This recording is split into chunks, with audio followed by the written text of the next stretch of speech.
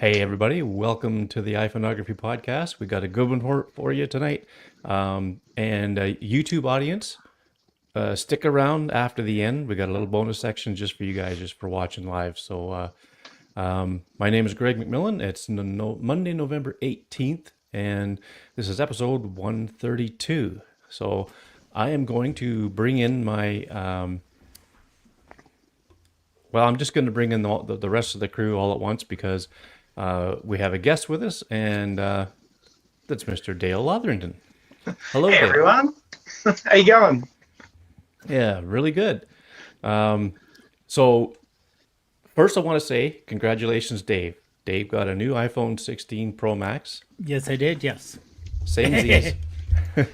And on the next episode, we're going to talk a little bit more about the iPhone 16 Pro Max, because then we'll all have had time to play around with it, get used to it. I will say one thing, Dave, you're like in action mode. I do. Yes, yes. And that is just because that's one of the things that I did not have on my 13 Pro. Right. And Scott, I can let you know, he says, sorry to hear, Dave. I did test in a very dark thing. I do not have the bluing Yeah, so you got a good one. that Shane talked about. So, everything seems to be, knock on wood, everything seems to be good on this one. So Yeah, far so well, good. that's Like you said, the action mode, it's just something that I know it's not directly photography related, but it is a huge step up for video and presentation in my mind. oh It's yeah, pretty cool. Yeah. yeah. And so Dale, you got the 16 Pro Max, right? Yep, 16 Pro Max. Okay, so Yep. we've all got it. So yeah, I think we'll definitely talk about it again in a couple of weeks on the show here, and we'll do some, maybe I'll see if I can, between now and then, maybe I'll see if I can gather a bit of feedback from people, and I mean, it's just a darn shame there's this issue with the blue showing up in like a 30-second night mode shot. It's just I wouldn't even go on about it, because if Shane, you're listening, I don't want to get your blood pressure up. But anyway, but tonight we're going to talk to Dale about something that I mentioned on the last show. This little bad boy right here.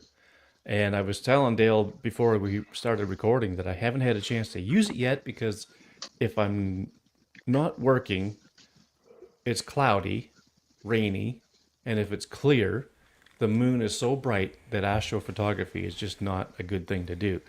But Dale, you've got this thing called Lumilapse, and the idea behind it is actually just a fantastic idea. So tell a little bit about it. Well, I mean, I think everybody knows who you are, so I don't think we have to go through that, because you've been on the show before.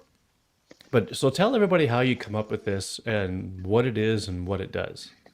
Yeah, for sure. So it's Lumilapse. I came up with the idea because I was, I guess, tired of sticking around for hours, clicking a button, having to stare at my phone every time I wanted to make a astrophotography time lapse, and I couldn't enjoy the actual point of doing it, which is going out and staring and enjoying the night sky. So I think over many times of going out, and I think it evolved. It started by tapping the screen on the phone, and then I realized I was tapping it too hard, so it would shake the phone and some things would be blurry. Then it evolved to the little Bluetooth presses that you could get, which were good until the battery died or you forgot to bring it and you rock up on location.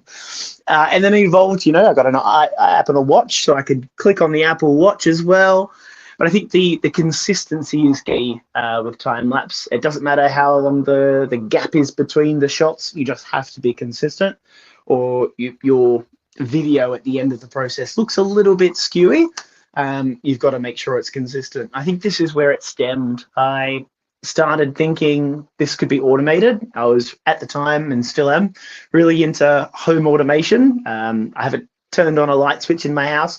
You can probably see a motion sensor there for months, which is great, super cool.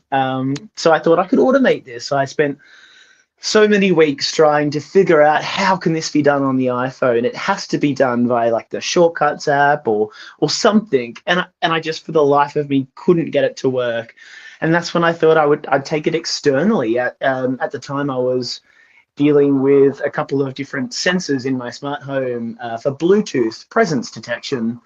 And I thought, hang on, I could probably use something like this to achieve this goal. And, it took me quite some time to get to it, to learn how to code and learn how to work it all out from scratch. But eventually I managed to get it working, and I jumped for joy. I was so excited that it would just trigger automatically to take a photo every X amount of seconds, and a lot of fine tuning to make sure it would work with whatever night mode. I think the iPhone 11 Pro, I think, is when Apple started the night mode 30 seconds. And I guess I wanted to solve a problem that I knew existed in photography. I knew it had solutions galore in the DSLR world. There's many, many intervalometers, I guess is what they call them. Something that will trigger a camera to take a photo every X amount of seconds. And I thought, there's nothing out there for iPhone. I looked everywhere I could find. There's a lot of software apps, and they're great. Don't get me wrong. I use like Even Longer for daytime time lapsing. Absolutely incredible. I would always use that in the daytime. But I knew Apple had set some constraints on the camera app. I knew that they were always going to be king when it came to exposure in the native camera app. And I had to bring it to the native camera app. And that's when I thought I could combine them all together and get a great result. Yeah. I mean, we showed on the last show when I first mentioned it, we showed a couple of your videos that you did, and I mean, the Milky Way goes this way, and then you can have it come back. It all depends on how you put the video together, or you can have star trails, and they just build across the sky, and and I mean, it's really cool stuff. So it takes 30-second night mode shots. And then it has a little bit of a delay of like 1 or 2 seconds. Yeah, so it's 33 and a half. I worked out was a nice fine spot between some of the older models and the newer models. Some, I found the really old models actually did it faster than the 16. But I thought I would try and find a good sweet spot. As I said, it doesn't necessarily matter if there's a gap in between. The star trail, sure, you're never going to get a perfect star trail, but it's designed for time-lapse. This tool is truly a time-lapse tool. You can use it effectively when you're doing some star trails in the video, but I thought I would design it for that to make sure everyone that could utilize this tool would be able to easily do it. Yeah. Yeah. Scott Baker says it works so well. So he's had a chance to use it. Looks great. Obviously he gets clear skies and I don't, but yeah, it's a phenomenal idea. Now, one thing that you cannot do is you cannot use it in the daytime, right? Absolutely. Look, it's designed for the nighttime. It's designed for astrophotography.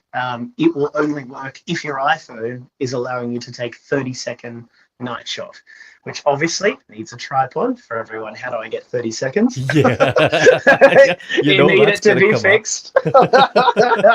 I'll squash that one before we get there. We need a tripod or something to be completely fixed, and it needs to be efficiently dark for the iPhone to actually trigger that 10, then 30. Yeah. Yeah. So how many pictures would you say you would need to make like a 2-minute video? A 2-minute video, yeah. I mean, look, that is quite long, but I think what I would suggest even a 1 minute. Yeah, look, for sure. I think editing is the key. So you obviously need at least 25 to 30 pictures to get a video speed, something smooth in the sky. So 25 is a good speed to work at. 30, most apps will work at there. So if you do the maths, if you can just at least get 250 photos to 300 photos, you've got 10 seconds. And then when you throw that 10-second video into a video app, you can then combine that together, go back and forwards. I've made some tutorials explaining how to do that, especially with some of the mobile workflows and the PC workflows.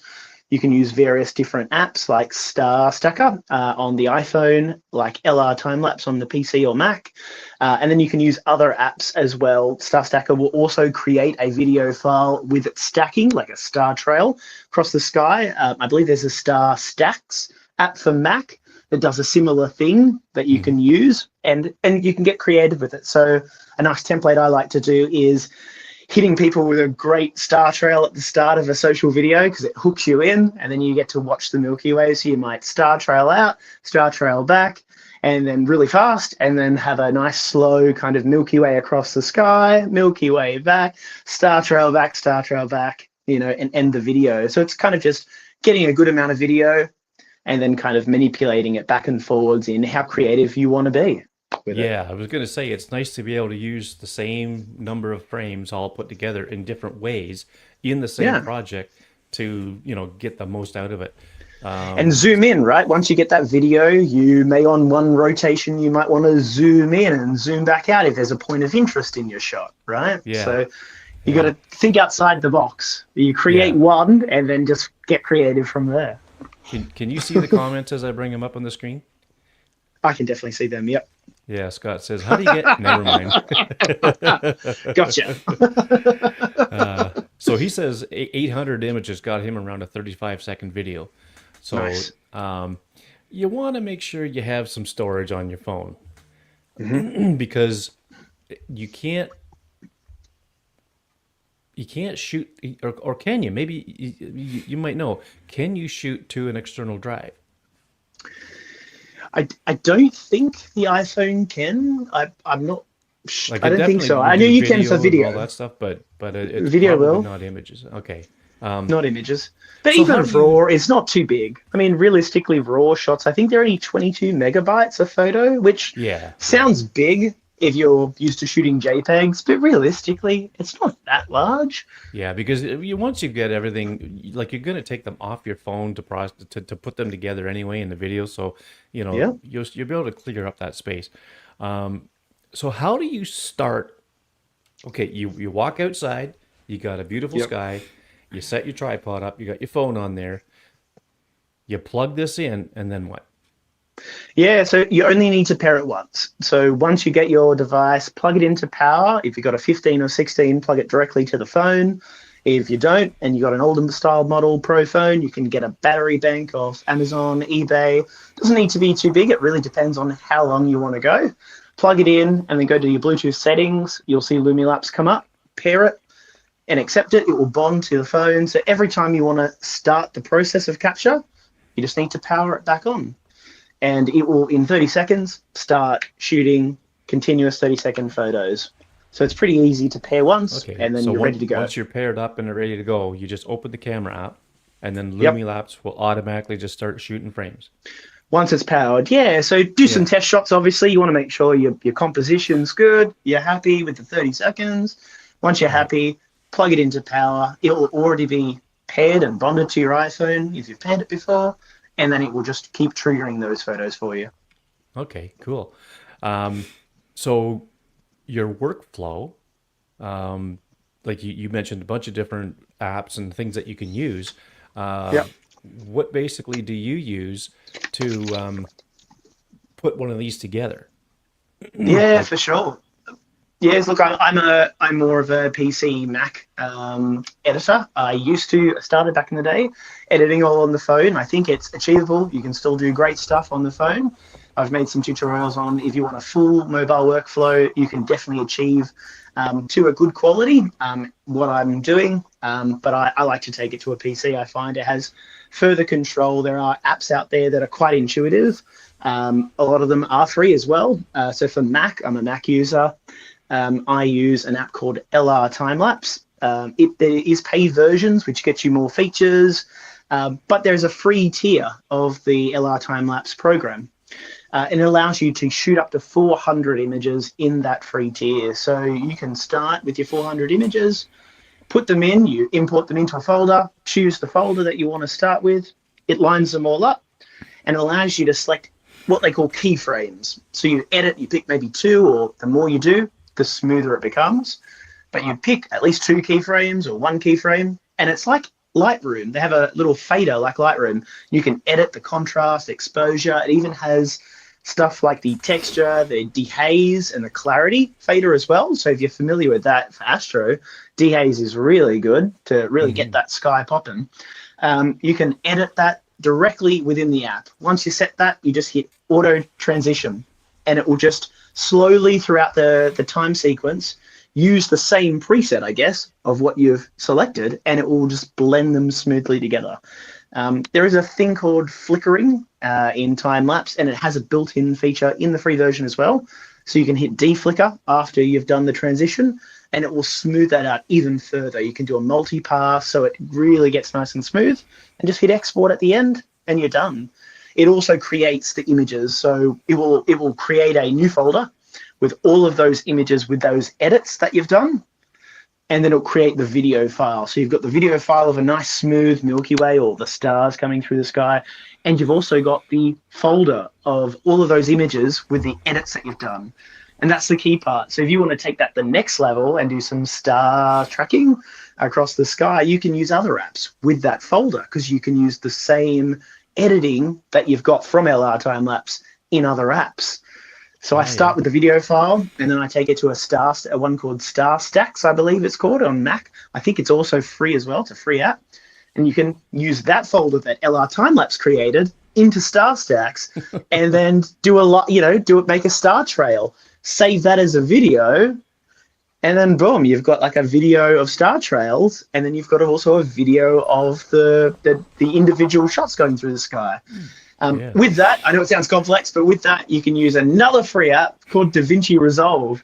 Throw those two video files in there, do a backwards, forwards, whatever you want. You can zoom in, get creative with it, export the video file. All free workflow on the PC and Mac, and it's really good quality. Yeah, that's awesome. Yeah. So we'll have to go back to this video and listen to what you just said whenever I want to try something like that. Well, I've made tutorials. So I've actually made some editing tutorials already on LR Timelapse, how to use it with the Lumilapse sequence.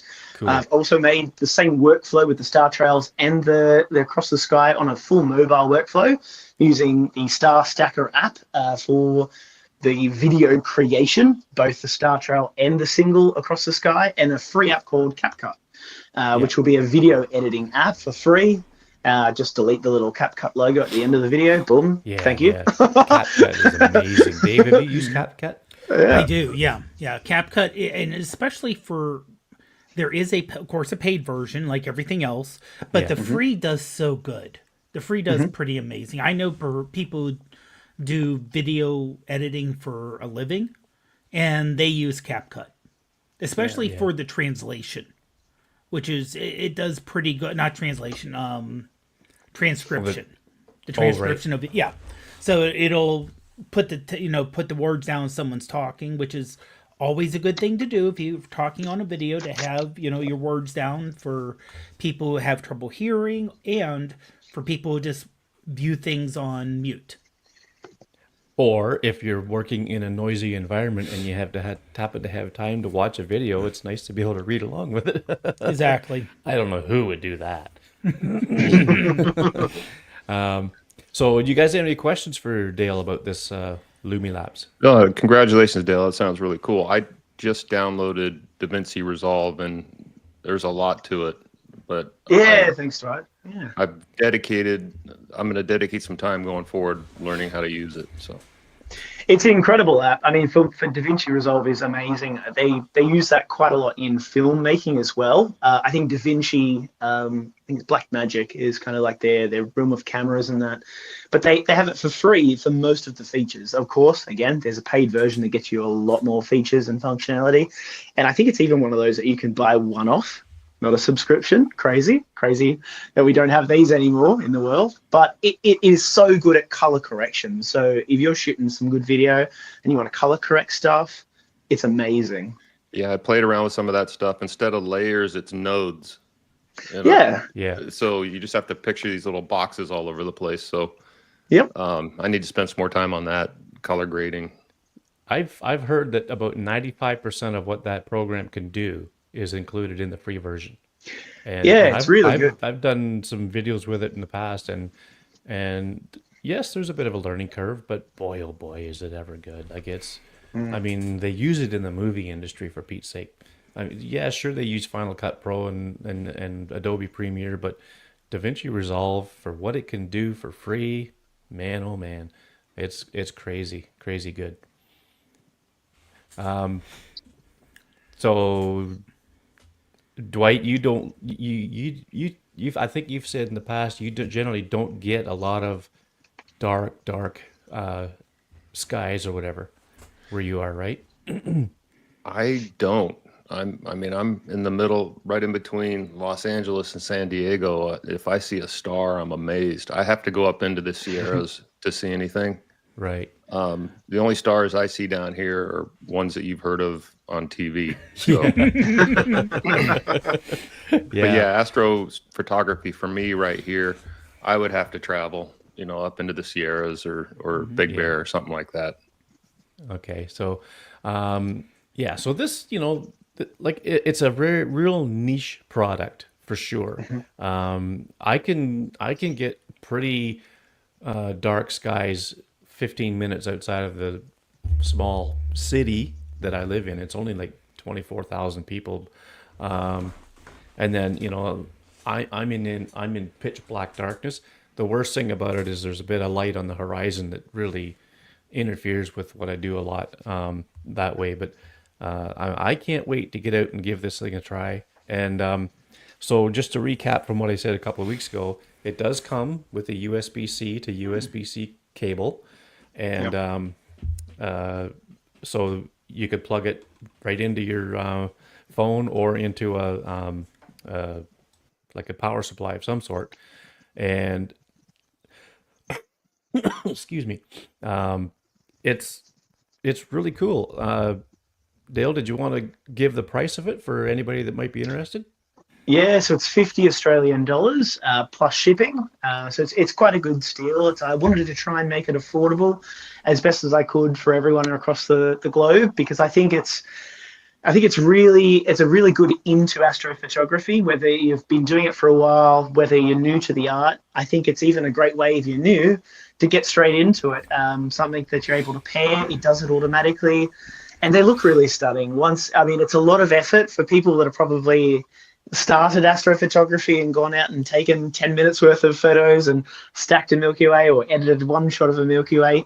It definitely is a little bit more time to invest, but it's well worth it. Once it comes together, you'd be amazed how cool it actually does look floating across the sky. I mean, it's pretty wild. A lot of people don't even know that that's what stars move across the sky so fast across when you sleep. Oh yeah, yeah. And I guess it's going to probably pick up, maybe satellites or planes or whatever. And but chances are they could be not that visible once you put everything together. If you get the star trails, maybe you'll see it more likely then, I guess. But I don't know. Anything that I've seen is pretty good. We're going to put a link to your website in the show notes. In fact, it's already there. And a link to your Instagram account, so people could go and just go to your Instagram account, check out the things that you've got posted there, and I think there's even some videos on your website showing this product as well. And and yeah, I mean, congratulations on hitting this thing. And I'm not going to ask you what it's made of, because I don't want to give away no secrets, but it's pretty darn cool. 11 herbs and spices. Yep. But I will say, for people that are getting auroras, come on, guys. I want to see some auroras. I can't get them where I am in Newcastle. Give me some sick auroras. That's what I want to see. Show me your videos. Yeah, I'm very keen. I don't know if I'm in an aurora group for my province up here in Canada. And generally they'll say when it's going to be a good night. I even have an app that could tell you what the KP index is. And we had a banger night on October 10th. I was at work, but I managed to sneak outside excuse me, for a few pictures, and but I wasn't able to leave work like I did it back in May. I was back in May when we had a really big show. Then I was able to leave work because it was a slow night, and I was able to just go around town. I left at midnight, I think, and it was the busiest I've seen this town Oh, wow. ever at that time of night. And I didn't get home till about 3 o'clock in the morning. So I was 3 hours going to this location, that location, trying to, get really good shots. And it was funny how the aurora changed, because when I first started, it was like purple and like bright, brilliant purple and green. And then, a couple hours later, it was just greens, just green stuff. And it was just so cool. But on October 10th, our last really big show, you could actually see it with the naked eye. You could see it dancing around the skies. Back in May, you almost had to get your camera to get it before you could see it. But in October, you could actually see it just dancing around. And this was while I was outside the back of the place I work at, and you can see, there's light pollution from the lights around the building, but I could still see it. It was that bright. It was Wow. just crazy. Awesome. I just wish I had time to get out and get a good foreground and things like that for the pictures, but I was stuck there. so that's Lumilapse. Now, Really cool Greg, product. Greg, before yeah. we can move on, Scott Baker did ask about managing the photos. Dale, do you airdrop to the Mac, or do you plug it in? Especially when you have that many. yeah. Especially when you have that many. Yeah, look, I probably wouldn't trust AirDrop. I probably would plug it in, especially with a newer model. I would definitely plug it into an SSD. I have a couple of SSDs that I just plug in via USB-C. You can then share it to like the Files app or share it directly to the SSD. So much faster. But of course, if you are using the older phones, you probably still could hardwire it in. You could give AirDrop a chance. Maybe do it in smaller batches if you're having issues with the AirDrop. It's all achievable. I think you could probably plug it in if you had a Lightning-based phone. I used to do that back in the day. I think AirDrop works sometimes. I find if you have different photo mediums, i.e. like if you had one taken with a native camera app and another with a third-party camera app, sometimes AirDrop doesn't like to transfer things very well with both of them. I don't know, maybe that's my experience, but I always kind of kept them separate, and they worked a bit better. Yeah. Okay. Cool. All right. So I don't see any more questions in the chat room about Lumilapse, but I encourage everybody to click on the link for Dale's website. Go have a look at the videos on there. Just see what this thing can do. It's phenomenal. There's even on, I think it's on Instagram, it shows you coming out of your house, going out in the backyard, setting it up. Now it's sped up a little bit, but I mean, it just goes to show you how quick and easy it is to set this thing up and get it going, and well worth a look. So good on you, mate. Thank you. So now we're going to talk a little bit about photographic styles. I'm sure we'll revisit this subject again, here and there, but I think it's one of the coolest things to come out with the iPhone 16 Pro. As far as the camera system goes, I mean, sure, there's camera control and things like that. There's the 48 megapixel ultra wide, but these, I just got a cough. Hold on. But these photographic styles, they're dynamic in nature. They're not really like filters, because they can change. And what I mean by change is you can change the look of what you're getting in a almost not quite an infinite number of ways, but you can change it so much. It's just a dynamic tool to give your images different looks. And something that I haven't had a chance to try yet is taking a picture of a person, like say outside or something like that, where I could change the look of the image with a dynamic style. But what it does is it very cleverly maintains the skin tone of the person. almost the same throughout the whole range of different things you can do. So that itself is, I think, really cool. But so now we all have a 16 Pro Max, and we're going to just kind of talk about what we like about it, what we don't like about it, just give our thoughts on it. And Dale, we'll start with you. What do you think of the photo? And as we mentioned earlier, you haven't really used it a lot, but you did play around with it a little bit. And so what do you think? Yeah, look, I I wish we could start with the positive there. I think it's good in a way that I actually somewhat disagree, I guess, with what you're saying. I almost still see it as a preset, as a template editing suite, as a starting spot. I believe they are kind of customizable. You can change them after the fact. Is that right? You can kind of edit them Yeah. after you've shot, which is good. It's not baked in. But to me, I think if you're learning how to edit, I think the benefit to it is maybe you can take away some of what some people don't like about the whole ProRes. You can take down the tone map and you can make it a bit more neutral. That's probably how I would use it. Personally, I like to shoot everything in RAW. So for me, it doesn't apply because you can't really have a style on top of the RAW. But I think for people that are JPEG shooters or compressed image format shooters, it's a good starting spot.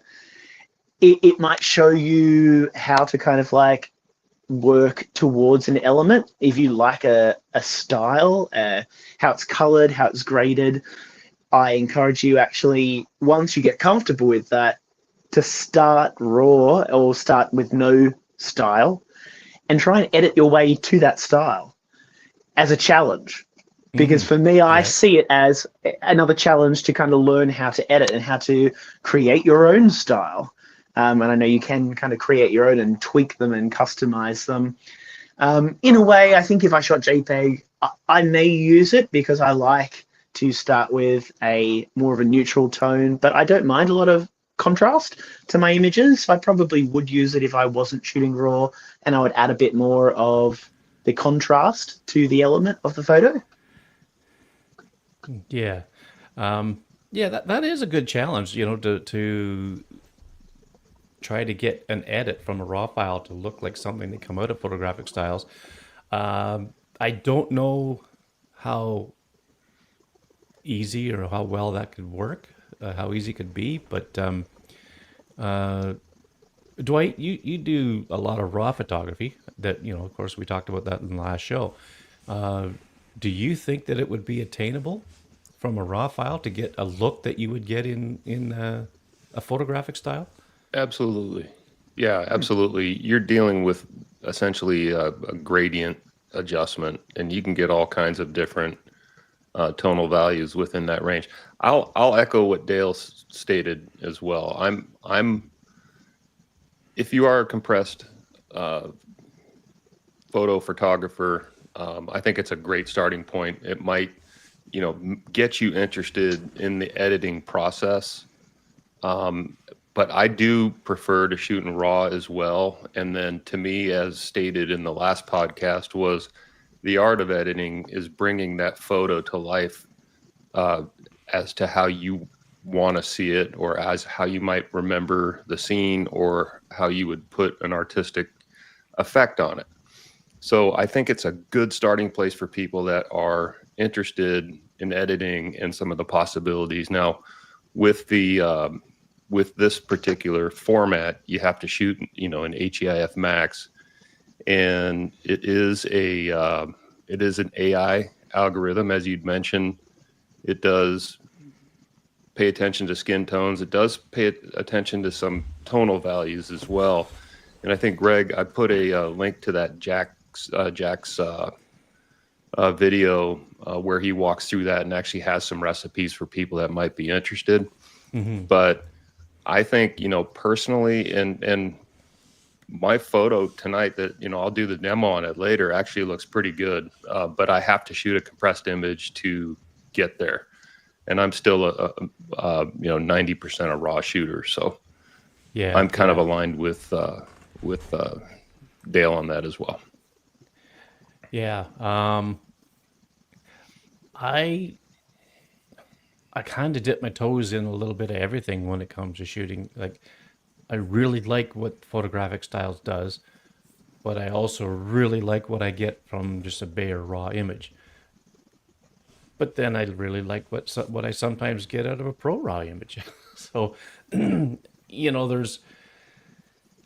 I guess I'm too eager to try everything, and you know, maybe jack of all trades, master of none, I guess, in that regard. But it's just fun for me to do that. Now, if I was going to do a serious image where, I potentially wanted to sell it or whatever, I would probably just go the raw route and do it old school, right? Do it upright. Dave, you've had your phone for probably what, 3 or 4 days, and I've seen you post some different images with the photographic styles. What say you? Yeah, I honestly, I normally shoot in HIFE. I'm not a raw shooter. And honestly, if you think about the majority of people, don't even edit their photos at all. Even the basic, not even Yeah. going into photos, hitting Yeah. auto and seeing what they can do with just a slider. They don't even do that. So if this gives people an option to try, because we all know like the old Instagram filters or the filters from 10, 15 years ago. And because the cameras weren't that good, you needed to throw filters on them. Well, cameras are a whole lot better now, but you still can get a different feel for it. And this is an easy way to do it that's built in. So to me, this is not for your serious amateur or your pro-am or prosumer type person who's used to using Lightroom or Photoshop or other programs they would download and put it into. This is for the person who's like, well, I like taking photos, but I just want to do a little bit more than your normal tweaking. And I like the fact that unlike the earlier options where you selected a style and it was stuck on there, you can switch it after the fact. So you're like, oh, here's an image. Let me see. Oh, there. Let me check vibrant. Let me check quiet and cozy. And oh, that's a nice little look to it. And oh, I can make some minor little adjustment just with my finger. Again, they're not exacting. They're not going to make it perfect. Just like if you had, it blown up on using, like I said, Lightroom and making that little minor adjustment here and this little minor adjustment here. But it is something easy that if you just wanted to go in there and make a little adjustments, it does help. I think it does help out. Yeah, yeah. It's a great way for people to get into editing. And I would encourage if you have the phone that can do it, and if you start playing around with this, I encourage you to don't be just happy with what you get from the photographic style. Take it beyond that. Hit the adjustments in say the Photos app, and start tweaking it a little more, because you might end up with something you like even better. Spoiler alert, the image that I'm going to talk about in our recent photos is just that.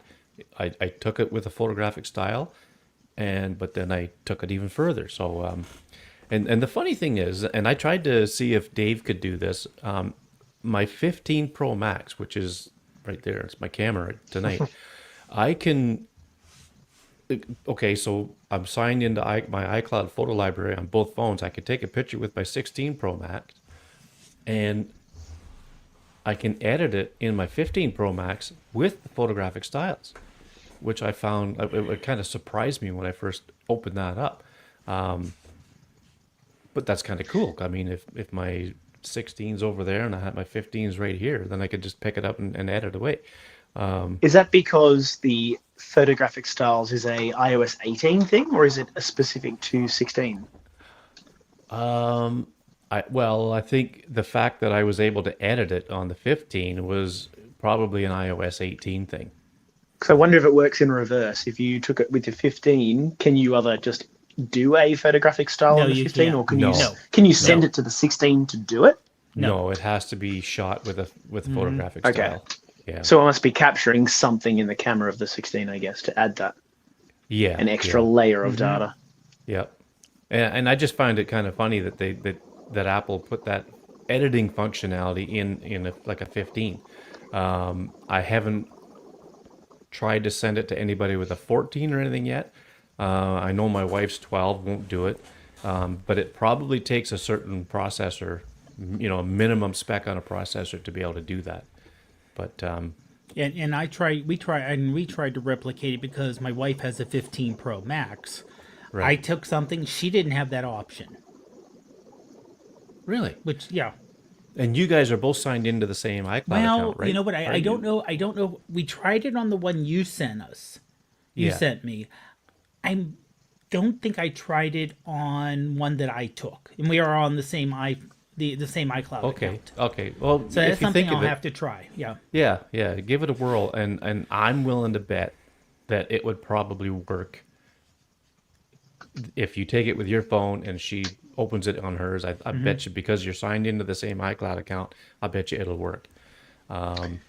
Maybe try it's- airdrop it to each other. Maybe it changed formats when you sent it, depending on how you sent it. It may have changed it to a different format.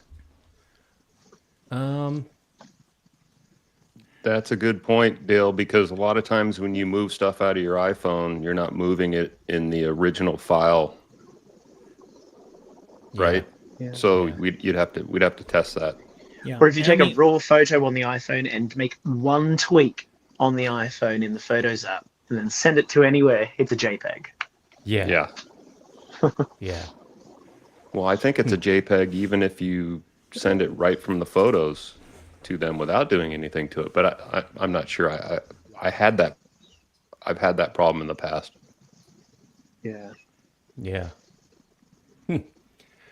Well, speaking of file formats, Todd in the chat said, in 2 weeks, would you, iPhone 16 Pro Max gurus, share your thoughts on the file formats? JPEG, JPEG lossless. So these are JPEG XL, the lossy and the lossless, or all that stuff. Like, there's a bunch of different ones, and I haven't really been able to wrap my head around them just yet. But these are, oddly enough, the JPEG lossless or JPEG XL lossless and the JPEG XL lossy are pro raw files. And I don't know what they're doing to us by naming them JPEG. I just don't get it. Yeah, why Greg, they're doing that. I've done some studies on this, and I tried to address Todd's question in the chat. The JPEG lossless is the largest file that, out of all of the pro raw files, the XL lossless is, I think, is kind of in the middle, and the XL lossy is the smallest pro raw file. That every interview I've seen or every YouTuber that has talked about it, our naked eye can't tell the difference between the lossy and the lossless. Yeah. So with the lossless, you're sacrificing storage space, and the lossy is just a fraction of what that is. And most people are saying that that's the one to work with. I've got a lot of storage on my phone, so I'm sticking with lossless right now because I know there's more information in there. But It's a trick question. Just shoot raw. There you go, solved. yeah, Yeah. there you go. Yeah, that's right. Get a bigger storage device. There And you the go, XL solved. lossless and the XL lossy are relatively new formats that aren't accepted in everywhere. So Yeah, and they had that same problem with Hike or Heaf or whatever it is. Like, Hike is high efficiency image container, I believe, and Heaf is high efficiency image format. I don't know what the difference is, but you see some files with either extension on it. I don't know. I would like to see somebody put all this stuff out there in plain English for us so that we can really wrap our heads around it. And then we can all sort it out and do what's best for us as on an individual basis. But like Dale says, just shoot raw. Okay, so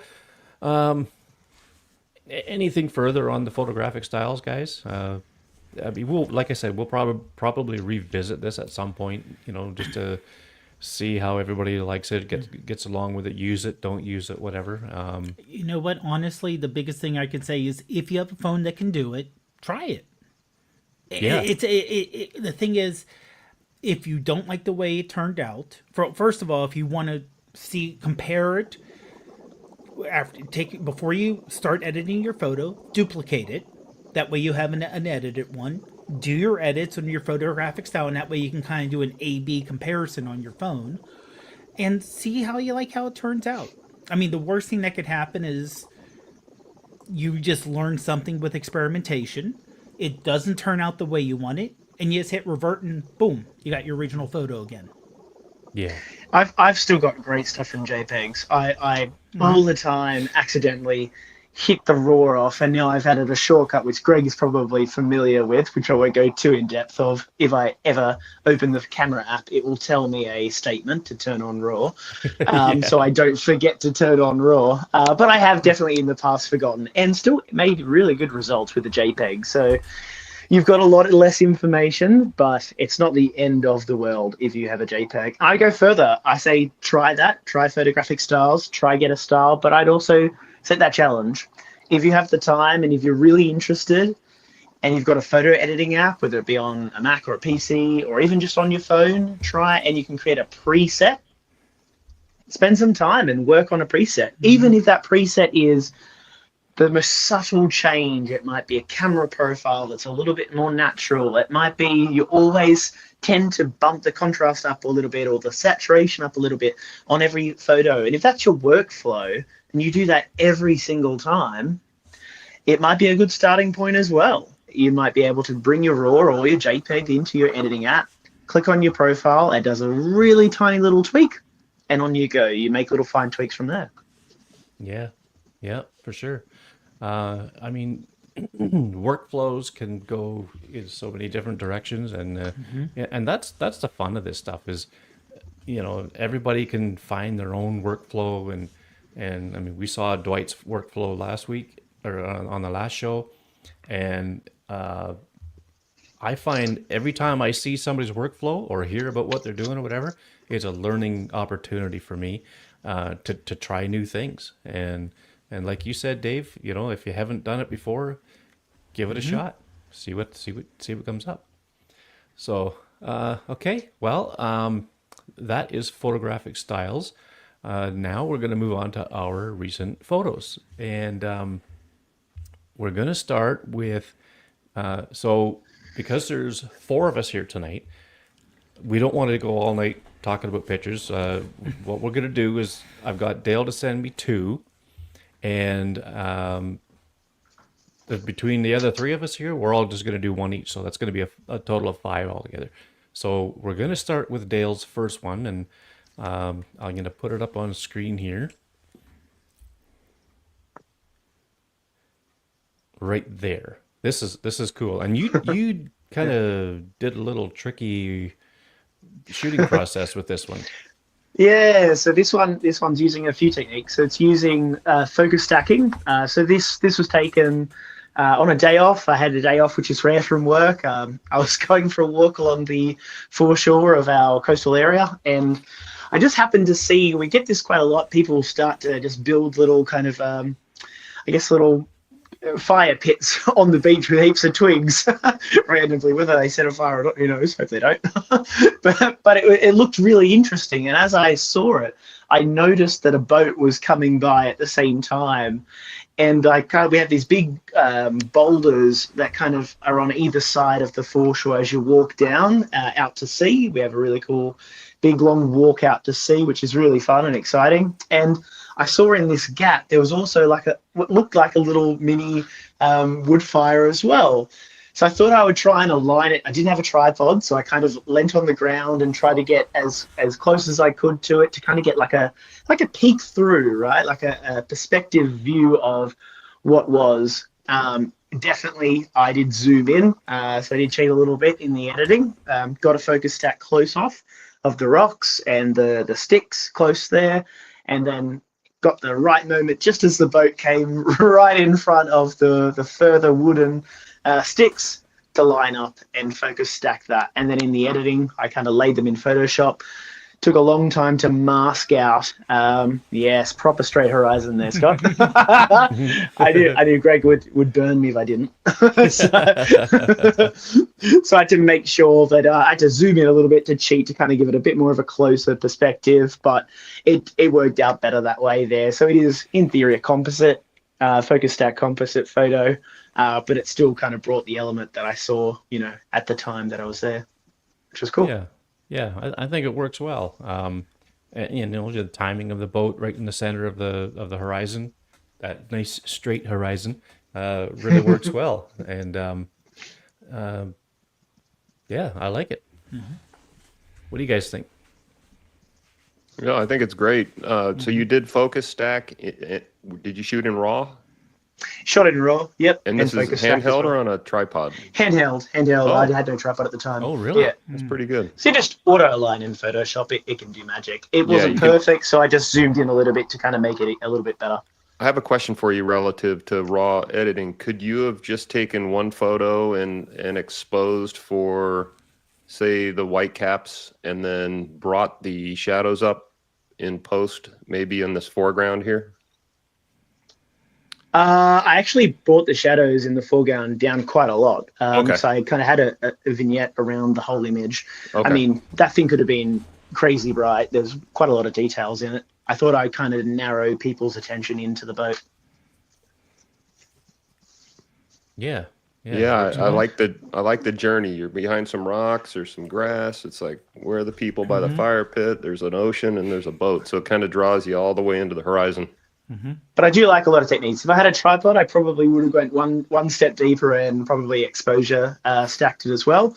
I probably would have done quite a lot of stuff, and then I maybe wouldn't have darkened the foreground out as much, and I would have had like a really bright image kind of coming through. Oh, you I like to use a focus stacked just in this image. Yeah, I thought you exposure stacked it. Yeah, no, that's good. No, yeah. But I like the vignette around it. It draws your eye to the center. Yeah. I always find if you're going to use a vignette, I hate really using vignettes. I'm more of a fan of using a radial gradient and then mask out that sky. Get rid of, you don't want to darken the sky too much. Even that is like, as probably as dark as I'd go, I probably even back off a little bit more sometimes. I hate seeing people that want to go too heavy on the vignette and then the sky looks completely dark. I find it looks a little bit fake. The best vignette is the one that you really can't see. Exactly. Mm-hmm. Yeah. Well, cool. So next we have Mr. Dave Bodner. Mm-hmm. And this was a movie. We were out on a night out, and this is I don't want to say newish development, but it's like a development in town, and it's a newer theater, but it has that kind of older look to it. Yeah. So I did use Photographic Styles. I used the quiet style on this one to kind of give it, exactly, Scott, kind of give it a vintage look.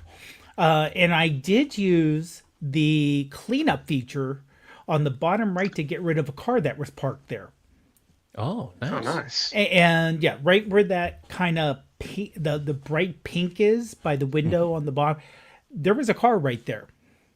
Well, it did a good job because you can't really tell, right? Exactly, yeah. Yeah, it did a really good, and kind of in the middle, where the light, where the street light kind of in the middle, there was a garbage can there that I also took out.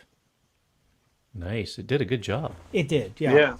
Yeah, I noticed that these things it's doing a pretty good job, especially since it was just released. I know it was in beta for a while, but, and like I said, I just the look of it, having that older feel of a theater.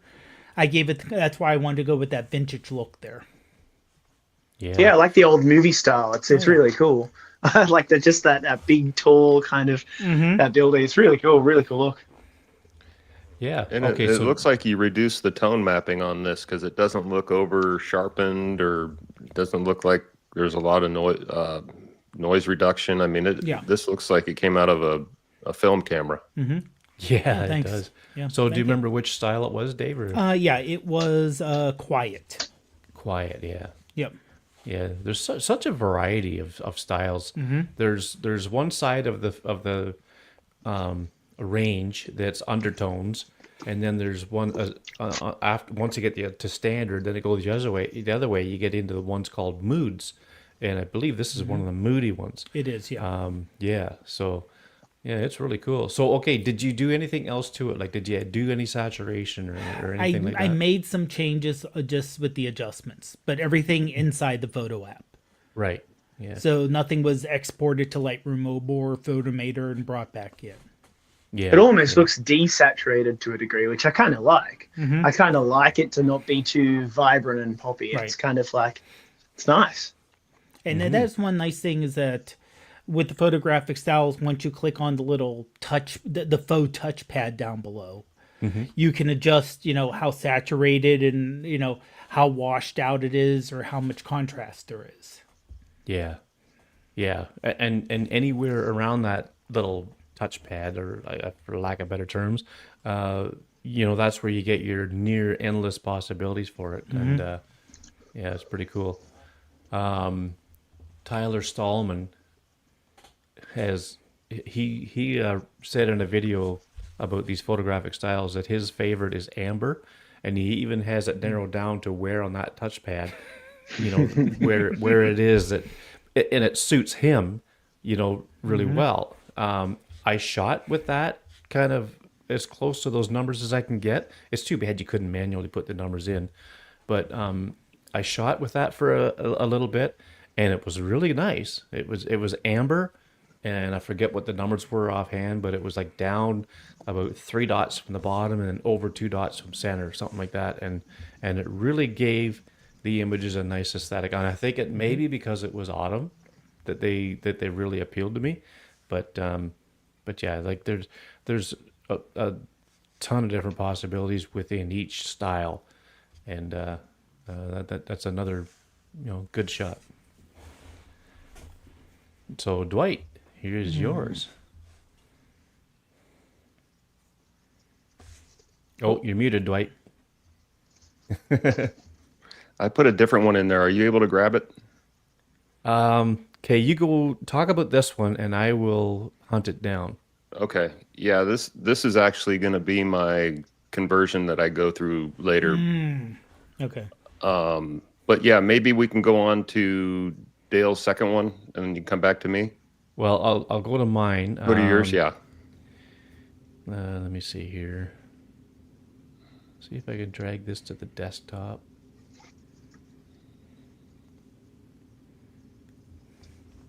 Hopefully it went there. Yes, it did. Okay, so actually I could pull it up. Okay.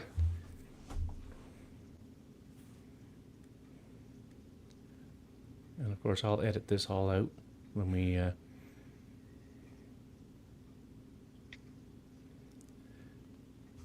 I got just so many things in the way here. Okay, move this over. Move this over. And bring this in. Nope, it's not going to work. Hang on. Show the thumbnails. You're probably seeing everything I'm doing, at least in that one window, aren't you? Okay, here we go. There it is. There it is. Okay. Hey. Yeah, so for those of you that are going to stick around and I do the photographic styles edit, you'll see the original for this one. But this one, I had another photo, and this is kind of big right now, is kind of matching colors with other photos. I wanted to give this a cinematic look, so I found a photo that was really cool, like the blue, orange kind of cinematic look. I took it into Affinity Photo, and I created a color palette which picked up all the colors within the photo that I wanted to kind of copy onto this photo. And then I created a gradient layer, and then I plugged all those colors into the gradients relative to the tonal value. I mean, this is something I can show maybe one of these days, Greg, but I did it that way to get all the colors on there. And then I changed the blend to, I think it was I don't know if it was a soft light or, anyway, I just turned that into kind of a cinematic look. And this is our San Juan Capistrano train station. And this was shot in HEIF Max for the Photographic Styles. Yeah. Well, excuse me. I do like the black and white treatment that it has. It almost looks like, oh, what's the movie I'm thinking of? I believe it was a Quentin Tarantino movie. Kind of like a dark comic book style movie with Bruce Willis. Help me out here, guys. Ooh, It wasn't Sin City. Yes. Okay. It kind of reminds me of that. I know it's probably, not exactly the same as that, but it kind of reminds me of that. It gives that mood to it. And admittedly, I didn't watch the movie, but I've seen, clips or whatever of the movie and that. And that's just kind of the vibe I got from this. yeah, and I'll be showing how I got this look later on. But Yeah. what I never noticed is if you look down the tracks, it almost looks like there's a train coming. There's a light there, but that's Yeah. not Oh, really yeah. a train. That's cool. Yeah. Yeah. Is that a lens flare? Yeah, exactly. Yeah. One of those times when you see the light at the end of the tunnel and you just hope it's a train coming, or you hope it's not a train coming, rather. You hope it's an actual light. But yeah, no, that's pretty cool. So we'll look forward to that at the excuse me, at the end of the audio version of this. So audio listeners, be sure to check out the YouTube video because Dwight's going to show us how he went from the original shot to get this in the Photographic Styles. It's going to be kind of like a bonus thing for the people watching on YouTube right now. So this was mine, and this is out behind where I work. That is a big dust bin, and so the presses and the machines in the finishing area where the books get all put together, when they trim, if they're trimming anything off, there's a lot of dust that goes along with that, and this thing tries to suck a lot of it up and get it out of the plant, I guess. And there's a giant bag inside that thing that once a shift, I think there's a guy that has to go out there and somehow shake it and get all the dust to get loose and goes down into a bin underneath. Something like that. I mean, I've been there 40 years. You'd think I know, but I've never had to work on that, so I don't know for sure. But I think that's the idea of it. You've never drawn the short straw? Well, there's a guy on each shift that has a specific job of, looking after the paper and all that stuff that gets trimmed off the books and whatnot, and it all gets recycled. So part of their job is to deal with this thing once a day or once a shift even. So I looked out. There's a back door that I just stepped out. It's over to my right, out of frame. And when I looked out, I could see the clouds lighting up just out of this one little window. So I thought, oh, what's going on here? So because I ran outside one other time and got an amazing sunrise photo. But this was sunset, and I just caught the orange light on some of the clouds. I thought, I'll check it out. So I ran out, and this is what it was. So I used, I think it was amber or gold on this one, and of course I like I said earlier, I did edit it a little bit more. But I took the photographic style all the way to the right, which is the strongest saturation and whatnot, and I took it down on the contrast and whatnot. But I wanted to leave enough of it of the road showing. I could have blackened the road right out with it, but I wanted to leave enough of the road showing that it you could still see some of the detail there. But then in photos, while I was in there, I went to the adjustments and I moved the brilliance just a little bit. I just tried tweaking a few things to try to get a little bit of detail in the bushes on the left-hand side there. Obviously, get the road so you can see the road, see the the side of the dustbin that's facing me because it was in heavy shadow area. And also the only other thing I did was I straightened the image in the crop section of photos where you could change the perspective in that. Everything was going up, towards the middle on leaning towards the middle. So I just kind of pulled it back out again to make it straight up and down and whatnot.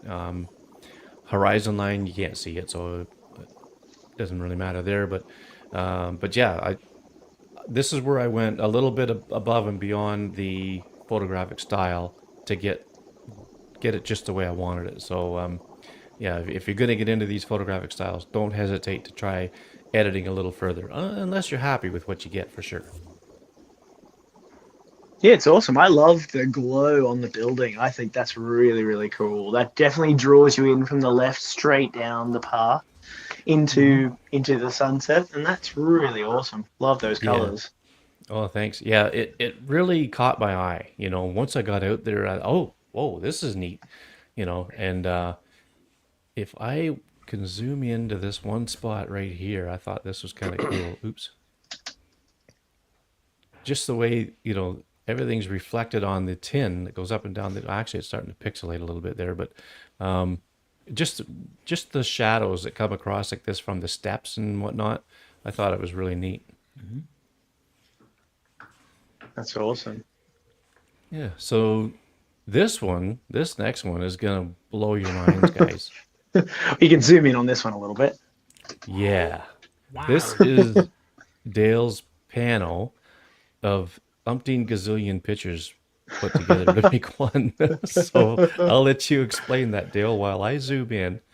Yeah, look, I live in Newcastle, Australia, and I live right in town, so I always have a great view of town.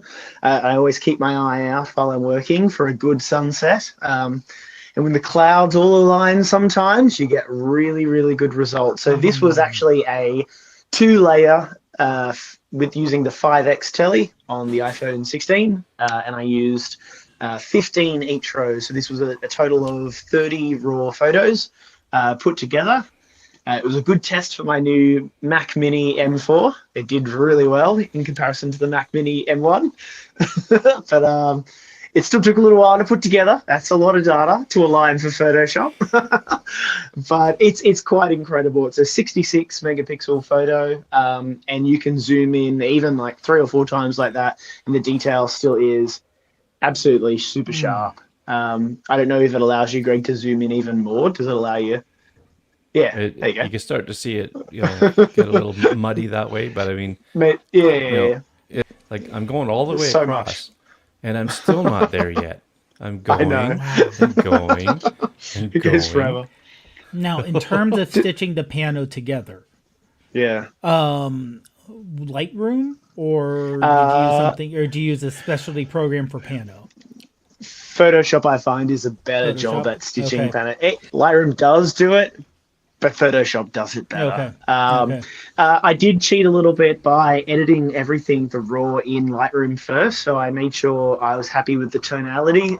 Exported all my raws to TIFF, and then got all the TIFFs, which are bigger files, so it probably was more big of a challenge for Photoshop to put together.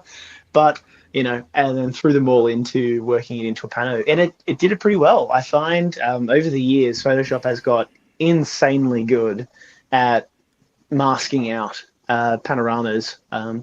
Back in the day, I used to have to edit the masks, but there's not very much times I edit masks anymore. It just nails it most of the time. which is great. And something this big, you could really print it across a wall. Like you could blow it up 2 or 3 more times the size and still have the quality, and it would print like perfect. Yeah. That's beautiful, and I love Photoshop.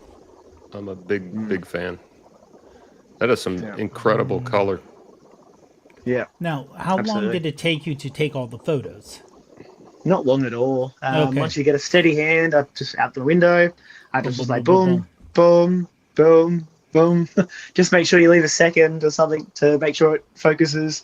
You know, you don't want one slightly out of focus. Yeah, but, because I know with sunsets, if you could have like the most beautiful sunset you see, and it takes you 3 minutes to run to where you can get a good photo, and then it's done.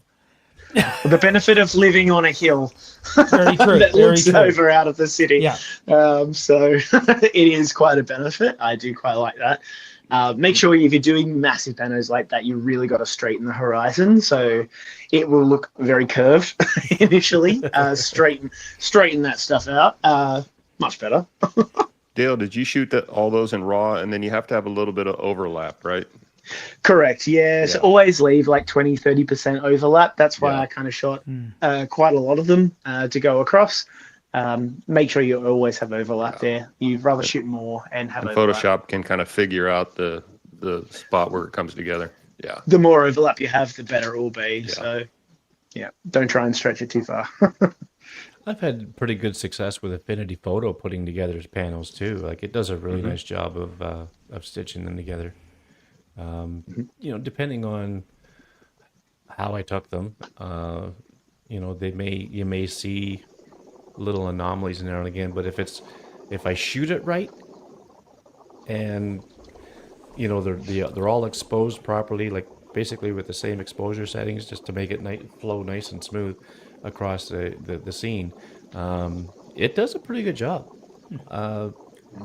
I would think that Photoshop would probably do a little better because, well, of course, they've been around longer and they have a lot bigger team working on it. But I mean, it doesn't do it too bad. It's not bad. But I love the color of the sky, the clouds. Yeah, it's just a real banger. And it's funny how, you know, just a scene outside your window can look so cool. Yeah. Yeah, absolutely.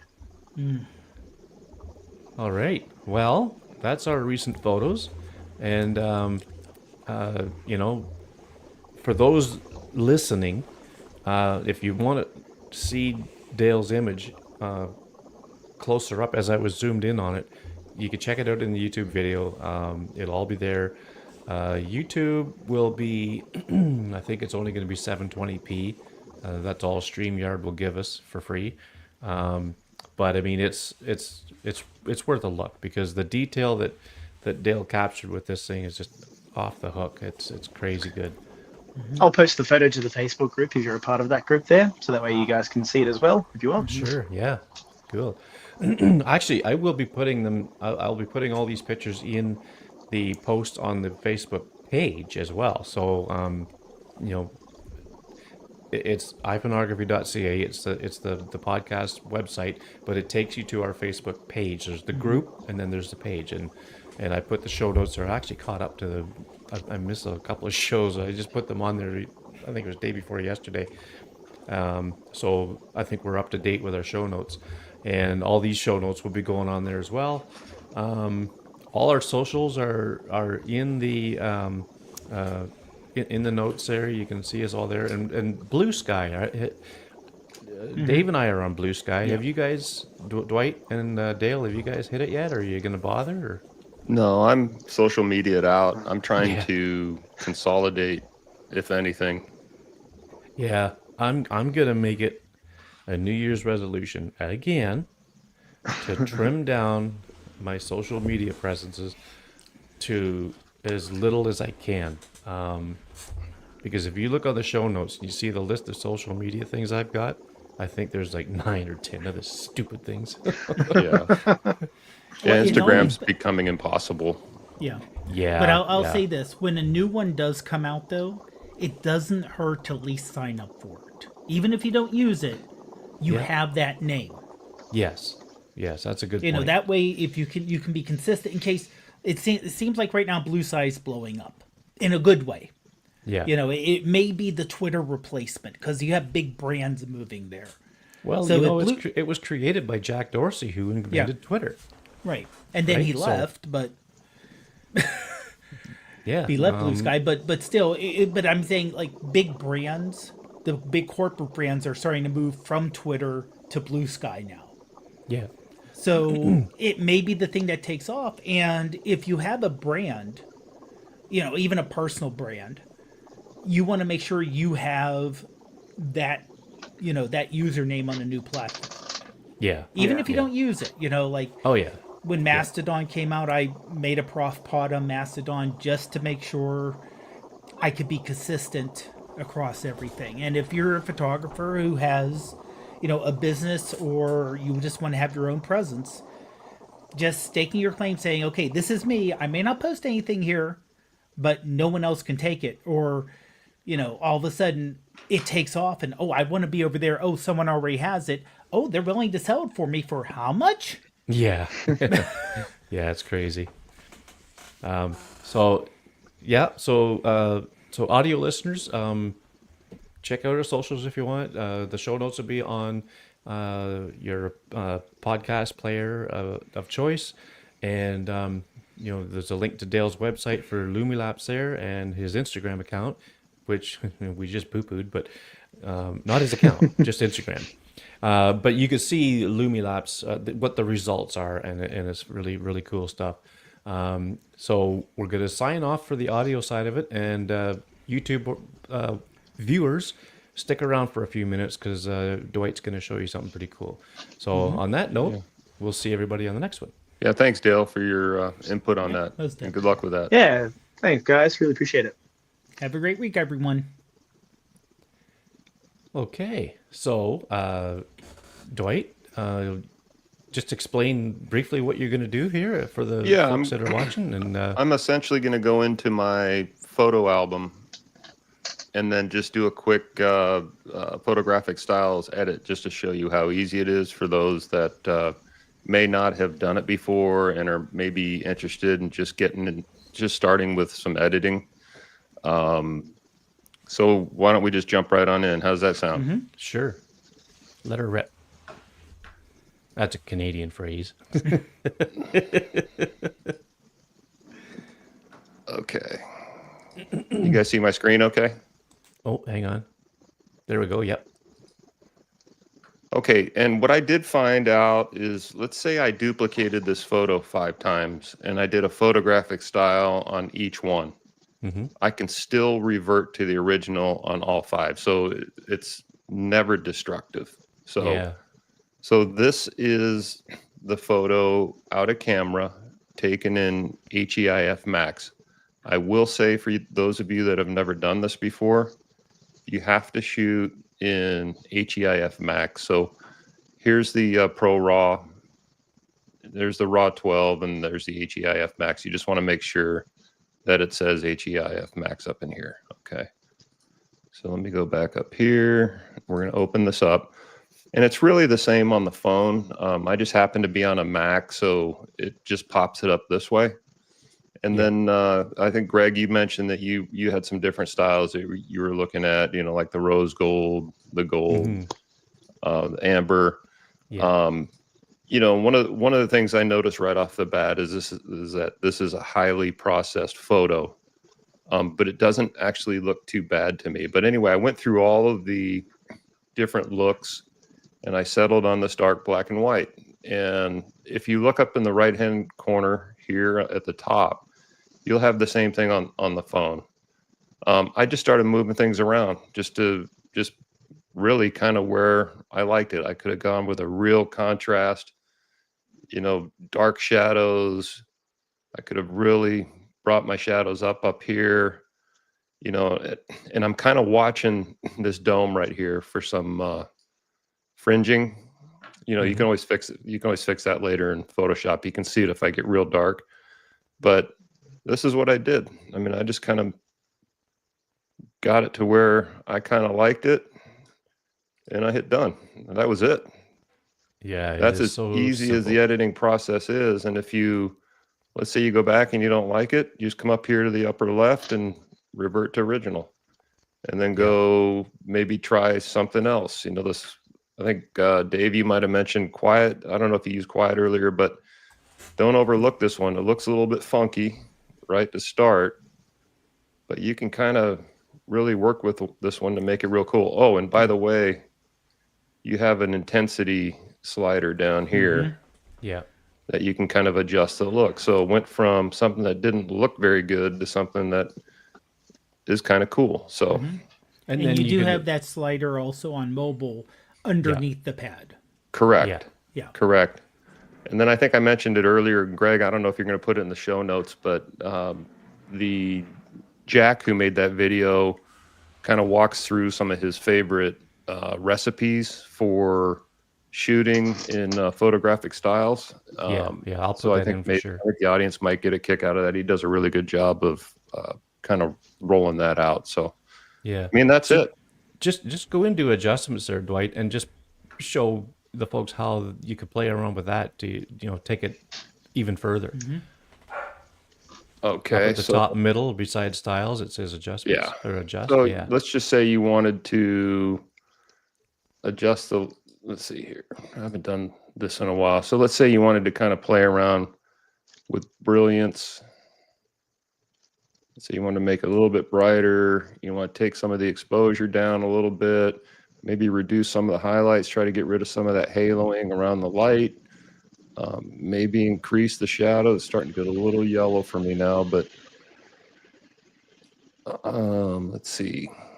You can play with contrast, maybe lift it up, bring some of those shadows back if you want. Let's see, I can go into color.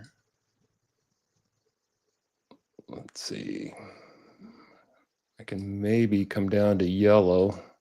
Yeah. I can play with that saturation a little bit, bring some of that yellow off, play around with the hue of the yellow. Let's see, what's another dominant color here? Red, maybe. Let's see, I can maybe pull Oh up yeah. the Yeah.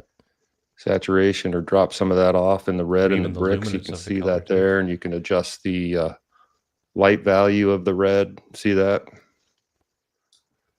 Yeah. So the photographic style gives you a really good starting point. Yeah. And you could just take it wherever you want after that, even.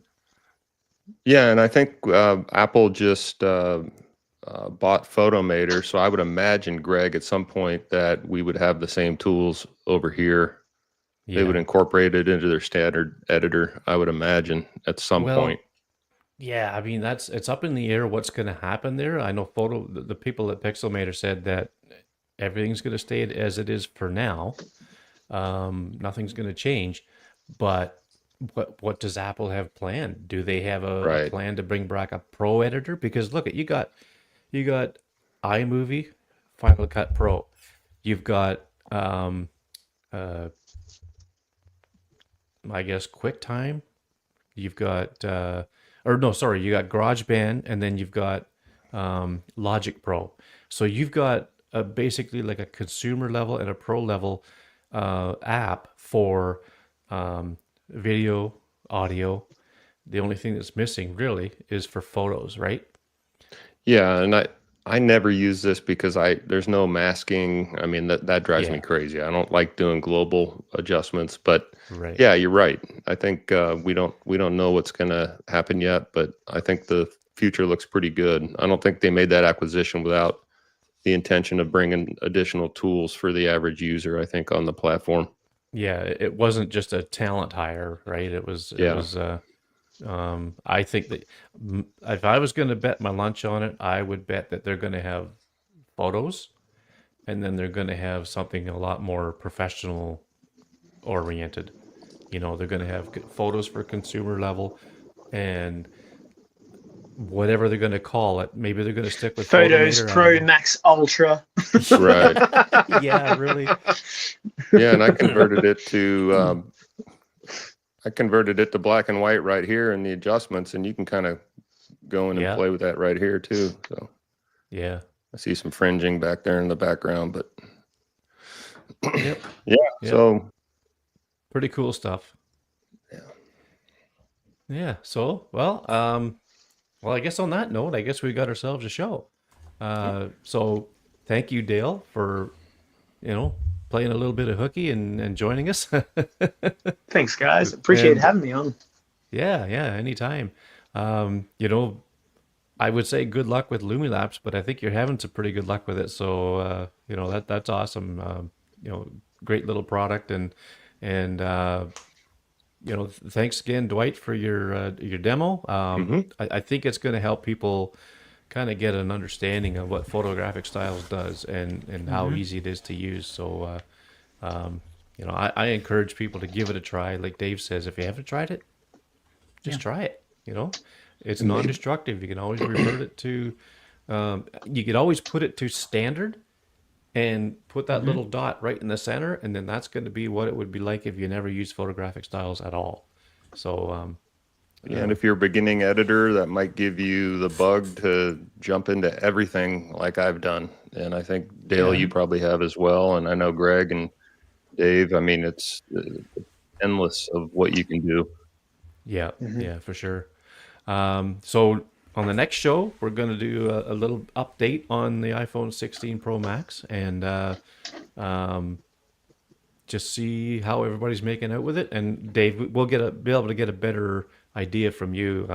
You'll have it a lot longer than you have now. Oh yeah.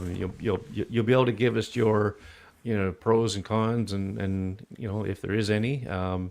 And you see a lot of these YouTube videos where they go iPhone 16 Pro Max 1 month later type of thing. So that's kind of the idea of what that show is going to be all about. If there's anything else that pops up, we'll talk about that too. I'm still waiting to hear back from Alex Fox from Mood Camera to see when we can get a show with him. It's probably going to be at some weird time because he's in the UK. So it would be 2 a.m. for him to come on when we start recording this. So We can be flexible. I can. Yeah. I'll try to make it so that we can all join him. But it'd be interesting to hear his story on that too. So, all right, folks on YouTube, thanks for sticking around, and hope you enjoyed this little bonus feature. And I guess we'll see you guys all on the next one too. Thanks for attending, everyone. Have a great one, everyone. See ya.